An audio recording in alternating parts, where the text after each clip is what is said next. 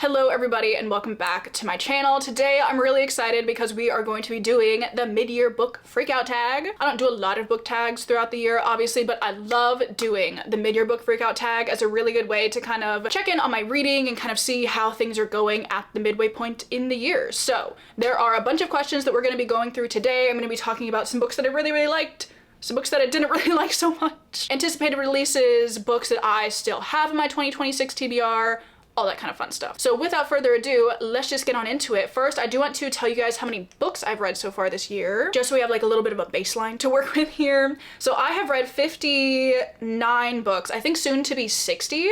Oh, that'll be really satisfying if I hit like 60 books at the midway point. It's currently the last day of June as I'm filming this, and I'm in the middle of a book right now. So that'll be very satisfying if I can finish that today. But I've read 60 books, which I feel like is pretty good for the midway point in the year, but would I say my reading year has been like stunning overall? No, not really. I've had 4 5-star reads, which I feel like is pretty good. I've definitely found like some new favorites, some new books that I really love. But I also feel like I found a lot of mediocre books this year, just stuff that I haven't really been loving my time with. So I'm really hoping that in the second half of the year, I can kind of, you know, reflect, pinpoint why I'm not liking the books that I'm picking up, and hopefully like course correct going forward. But I feel like I'm bound to pick up some good books because obviously as we move into the second half of the year, we are moving into the more like autumnal, atmospheric, spooky books, which I do always tend to like a lot. I have a lot of fun reading plans coming up for sure, so hopefully I love a lot of them, but only time will tell. So just to give you a little like overall look at my reading year, it's been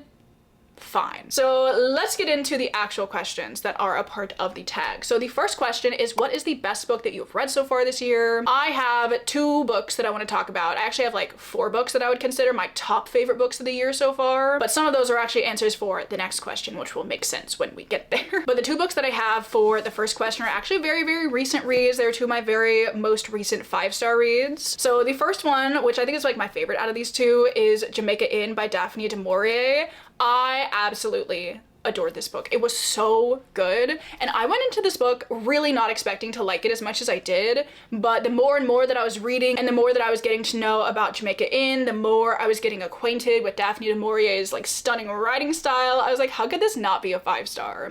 But basically in this book we're following our main character Mary, whose mother passes away like at the very beginning of this book, and she goes to live with her aunt, who is currently the wife of the innkeeper of Jamaica Inn. And once Mary gets there, she kind of starts to realize that, like, you know, Jamaica Inn is very weird, very decrepit, falling into disrepair. Nobody ever goes there. Her aunt seems to be very afraid, very on edge all the time, especially around her husband. And the longer and longer Mary stays there, the more she starts to uncover the truth about the activities that are actually going on at Jamaica Inn. It's just a fun, kind of adventurous tale. Our main character Mary is very like confident, she is very curious, she's always trying to dig a little bit deeper, maybe doing some dangerous stuff in the name of figuring out what's going on. And I love the story, I loved the writing. Anytime we got a description of like Jamaica Inn and its sinister aura that it has, I was eating it up, honestly. This is such a good book. I would absolutely agree with the review that is on the back of it. It says, a perfect fusion of gothic romance and a young woman's rite of passage. Love Jamaica Inn.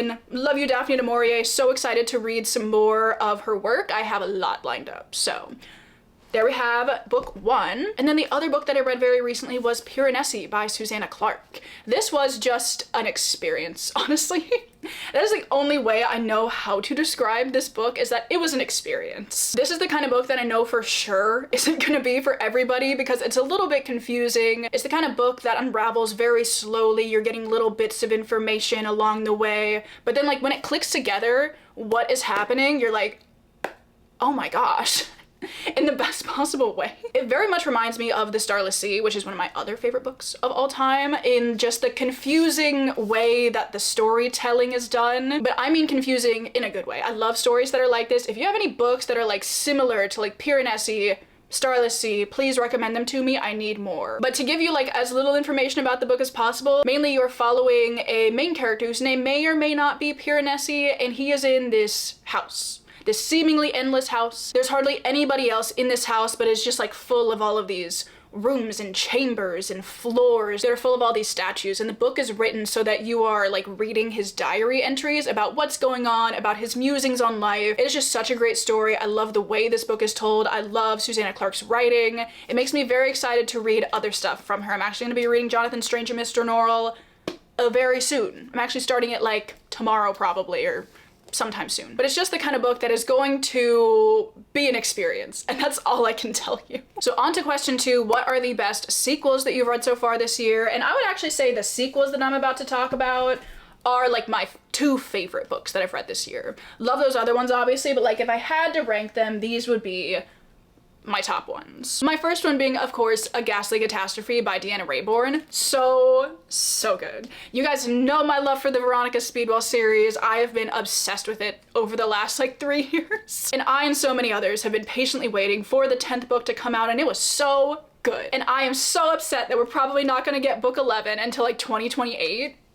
That year doesn't even sound real. What do you mean? But this book was so good. I think it's doing a fair amount of work to tide me over, I must say. Because this is like the vampire installment of the Veronica Speedwell series, which obviously was gonna be a big hit for me. In this one, Veronica and Stoker are called in on this case where they have found this body that's been drained of blood, and it's got like 2 little puncture wounds on the neck, and like obviously it looks like a vampire did this. So Veronica and Stoker get involved in the case. They're trying to figure out what's going on. They're being pulled into a lot of like vampiric seeming activities. This book opens up with a letter from Veronica that is basically accusing Bram Stoker of like plagiarizing the events of this book for Dracula, which is like, I knew from page 1, I was like, this is gonna be so good. Like, you start out with a letter like that, I'm hooked. It was so good. Oh my god, I can't say anything else aside from it was so good. I love this one. One of my new favorites in the series. Stunning. Absolutely stunning. And then my other favorite sequel that I read this year was, of course, an Anne book. It was Anne's House of Dreams. In this one, Anne gets married, and we're following her first year of being married, owning her own home, trying to start a family. I, of course, love the Anne series so dearly. So watching Anne get to go through all of these really exciting life experiences and just following along the ups and downs that come along with that was just such a touching experience, honestly. I really loved this one. Also, following Anne at a very like similar age to where I am right now was really fun, because in the first couple of books she's very young. In the ones later in the series she's obviously like older, so I just feel like it's a special experience to be able to like relate to her on that level. Not that I'm getting married or having children or anything, but like it was just nice. I also feel like this book specifically was like a love letter to the sea. There were so many beautiful descriptions of the seaside and the roiling waves and the beauty of the coast, and it made me yearn for the waters, honestly. Like, I want to go to the seaside. Every time I think about this book, I'm thinking about the seaside. It was just so good. Can I say anything else about these books aside from it was just so good? I don't know, but like loved this one so much. All 4 of these were just excellent reads. Would recommend any of them without hesitation. Next up, we get to move into some slightly less exciting books, and those are my biggest disappointments of the year. I do have 2, both of which pain me to talk about, honestly. The first one being from one of the series that I just talked about, which is the 4th Anne of Green Gables book. As much as I love this series, and as much as I love Anne, what was going on in Anne of Windy Willows? Also, you know what? I'm pulling someone else into this. Here we go. Book number 6 as well. Also a little bit of a letdown. I think both of these books very much feel like short story collections, and they weren't short stories I was very interested in. I feel like for both of them, initially I was very excited to kind of get to experience this time in Anne's life, and when the stories in the books focused on Anne, they were great. Loved that. But in this one, a lot of them had to do with, you know, like Anne meddling in somebody's life, and it kind of started to focus more on like that external person. And in this one, they focused a lot on Anne's children, which like some of them were fun, but some of them felt very repetitive. So both of these, while I liked them, I was coming off of like Anne of the Island, Anne's House of Dreams. So like when I read these, I was like, oh, we have fallen. We have fallen so far. The series is still near and dear to me, but these books are less near and dear to me than the others in the series, basically. And then the other one, which also really hurts me, is Agnes Aubert's Mystical Cat Cafe, or Mystical Cat Shelter, whatever it's called. Now you may be asking me, if this one disappointed you, why do you still own it? Look at this cover. I can't get rid of it, honestly. It's such a beautiful cover. Such a beautiful cover for such a mid book, honestly. After reading the Emily Wilde series, you know my love Emily Wilde to death. Oh my gosh, guys, I've never talked about it. I haven't talked about it yet on the channel, but I am aware that the Emily Wilde series is getting a book 4 and 5, and like, I already know it's gonna be so good. I know with the Emily Wilde series, Heather Fawcett is not going to disappoint me, and I will be sat next January. Oh my gosh, I'm so excited. Honestly, like, that is the news that made my summer. I needed that news so desperately, and I cannot wait. Having a year without a new Emily Wilde release was incredibly disappointing. So the fact that we're getting back to it in 2027, oh my gosh, it's gonna be so good. This book was just like really, I just really didn't love it. It's also like super similar to Howl's Moving Castle, which like should have been a selling point, but I feel like with this book, and I've seen a bunch of other people say this as well, this read like a little bit too much like Howl's Moving Castle with some of the story beats. So at some point I was like, well, I guess I know what's gonna happen. I don't know, the characters weren't as endearing. Really loved the cats, but like not enough to carry the book. So as much as it pains me, because I feel like I really should have loved this book, I just didn't. Moving on from my disappointing reads of the year, we don't have to think about them ever again. Isn't that great? What is a new release that I have not picked up yet? And I would say, for the most part, I've been picking up the new releases that I've been excited about this year. All of the new releases that are on like my yearly TBR, I've read already, and most of them were really good. But one that I have not picked up is You Did Nothing Wrong by C.G. Drews. I have loved the other two C.G. Drews books that I read, and I believe this is their adult debut. It's like an adult thriller debut. I don't know if I've heard like the best reviews of this, but I'm still very interested to pick it up and read it. I don't exactly know what it's about. I think maybe it's about like I think they're married and there's like a house maybe like haunted kind of thing. I'm not doing it justice, but I know I want to pick up You Did Nothing Wrong by C.G. Drews. What are my most anticipated releases for the second half of the year? I do have a couple, which I cannot wait for. First of all, Heartstopper Volume 6. Obviously very excited about it. I think it comes out like the week after I'm filming this video. It comes out on the 7th or the 6th. Well, I don't know. It's one of those days in July. I've been reading Heartstopper for like 5 years now, so the fact that the series is ending, I don't even know what to do with that information, honestly. But I'm really curious to see where Alice Oseman is going to be leaving off the story. It's just so long since Volume 5 even came out. I'm so curious to see what's going down in Volume 6. Then in August, we have Daggerbound by T. Kingfisher, which I'm so excited about. This one is, I don't know if it's exactly a sequel to Sword Heart. I feel like it's more so like it's happening in the same world and similar things are happening, really.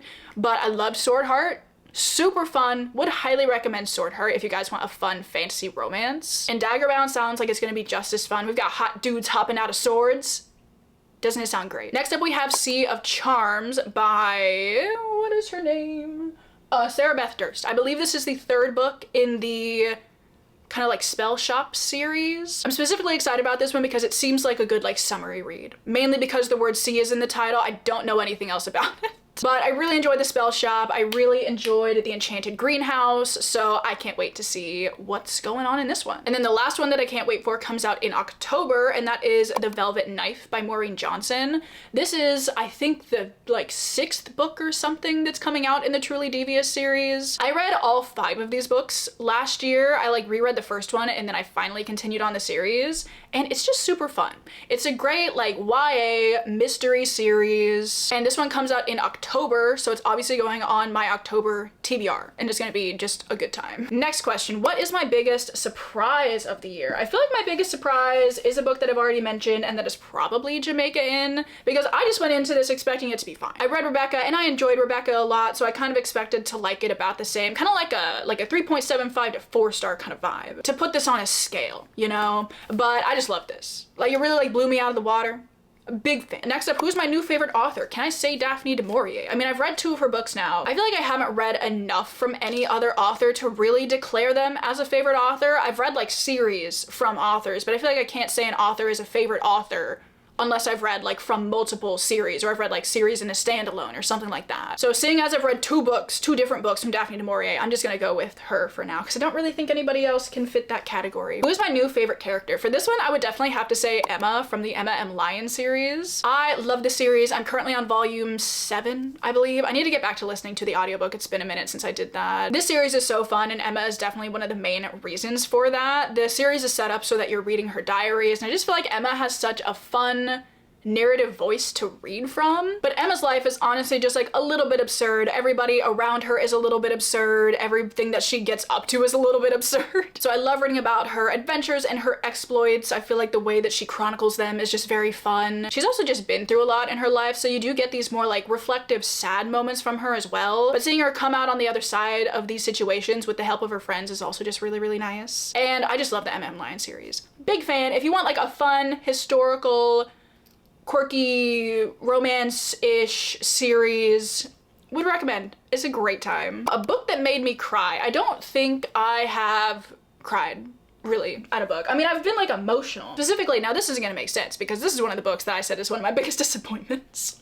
But like the first chapter of Anne of Ingleside, don't get me started on the first chapter of this book. It was very reflective. It was very like, Anne was reminiscing, and I was like, oh, it was like, it got me. It definitely got me. But I don't really think there are any other books that I would say made me sad in the traditional sense. But I do have a book that just made me upset, I would say, and mad almost. Because recently I read The Handmaid's Tale by Margaret Atwood, and the events of this book are horrific and harrowing. And the thing that makes me the most upset about reading this book is that they are plausible. Like, they could theoretically happen, and like truly, ever since I finished this book, I've been side-eyeing every man I've seen on the street. I'm kidding, obviously, but like, also not. So yeah, The Handmaid's Tale was an upsetting read, but like, it's supposed to be. Would recommend The Handmaid's Tale if you want to be disappointed in humanity. Next up, to kind of, you know, bring the mood back up a little bit, we have a book that made you happy. For this one, I do have two as well. The first one is a series that I have been reading this year, and that is A Sign of Affection. I love A Sign of Affection. It is so good. It is a manga series that is following our main character Yuki, who is deaf. And the entirety of the series is following her budding relationship with this guy that she meets at her college, whose name is Itsuomi, and he's like learning sign language for her, and it is just so, it's so cute. The series is obviously heavily focused on the romance, but it's also about Yuki kind of, you know, stepping out into the world for the first time, getting her first job, getting her first boyfriend, moving out, just doing all the fun stuff. And watching her go through that is a joy, honestly. So if you want like a good manga to read, you should read A Sign of Affection. And then another book that I have for this is the Emma M. Lyon series. It's just absurd in the best possible way. It's like quirky. It's got so many like quirky characters and just weird happenings, but in the best possible way. Next we have the best book to movie adaptation that I've seen. I don't think I've seen too many book to movie adaptations. I watched the 1939 Wuthering Heights after I read the book. I watched A Room with a View from, I think it's from the 80s after I read the book. I didn't like the book or the movie, honestly, though, so that one is certainly not in the running. So I would say, and this is probably gonna be an answer for a lot of people, but obviously Project Hail Mary is probably the best one that I've seen so far this year. I read the book last year, really, really loved the book. I watched the movie a couple of weeks ago, really, really loved the movie. Loved Ryan Gosling in the role. I feel like he was perfect for it. And before you ask, yes, I did spend the entire movie staring at his beautiful fox sweater and wanting to knit one for myself. I'm not going to because like that does not fit into my wardrobe whatsoever, but I did love it and I was coveting it the whole time. Daisy, come here. Do you want to come say hi? What was your favorite book of the year? What, it's the cat shelter book? That's not allowed. All right, moving on to the penultimate question. What are the most beautiful books that I have bought so far this year? I am not gonna lie to you guys. I've been doing some unhinged book buying so far this year. I have bought so many books. Somebody stop me. So I have a lot to choose from here, but I tried to whittle it down as much as I could. The first one I have here is Wildwood Dancing by Juliette Marillier. I just love the illustration that is on this cover. I think it is gorgeous. And one of these days I will actually read this book. Not gonna be anytime soon probably, even though I keep saying I'm going to. But stunning cover design for sure. I have two books in the Saints of Steel series. I talk about them all the time. I love these covers. They're very much like, you know, vintage fantasy inspired, and I'm a huge fan of them. I've seen some smack talk on them. Specifically in my Patreon Discord. There are some haters in the Discord. But I love them so much, especially like the blue and the pink. They're so pretty. Love these. And then the last books that I want to talk about. Why are you getting in a plastic bag? I will take her out of the plastic bag, but look at her. I just want to pick her up and take her somewhere. Okay, she's getting out of the plastic bag, and I'm taking the plastic bag far away. But the last beautiful books that I want to talk about are my stunning Brambly Hedge books that I bought recently. These are the little guys for all 4 of the seasons, and I love these books so much. I've read all of them aside from Summer Story now, which I should read this one very soon. Maybe I'll read it before the end of June. All right, and now for the last question. What are the books that I still need to read this year? So I thought, first of all, I could take a look at my TBR, and I can gloat about how well I'm doing on my TBR, because I already know how many books I've read on my TBR. Here's my yearly TBR spread. I have read 8 out of 15, and that is what?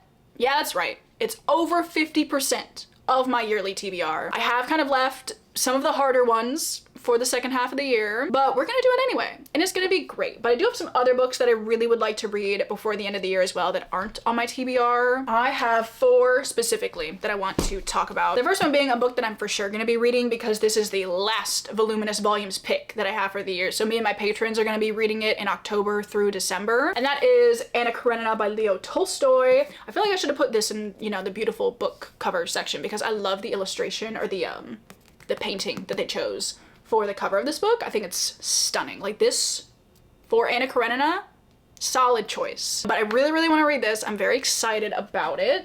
I also would really like to continue on The Wheel of Time by reading The Great Hunt by Robert Jordan. I really enjoyed The Eye of the World. It was just like perfect classic fantasy feeling. So I want to read the second book and see what I think of it, obviously. I need to finish a book that I started and I never finished, and that is Assassin's Quest by Robin Hobb. I don't remember how far I made it into this book. I think I was maybe like a third of the way through it, and then, you know, stuff came up and I never like picked the audiobook for it back up. But I'd like to try to finish it because if I don't finish it soon, I'm gonna have to restart it, and I don't want to do that. So hopefully I'll read Assassin's Quest.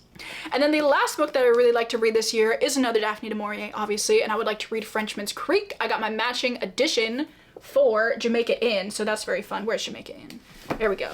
Look. They're beautiful. I love these. I also have the one for Rebecca. Look at them all. I think they look so good together. I wish they had done more of these for Daphne du Maurier's books. They're like my favorite covers that I found of her books. I think they're super cool. But Frenchman's Creek is about pirates, I believe. It says it's a swashbuckling tale of exquisite danger and tangled love.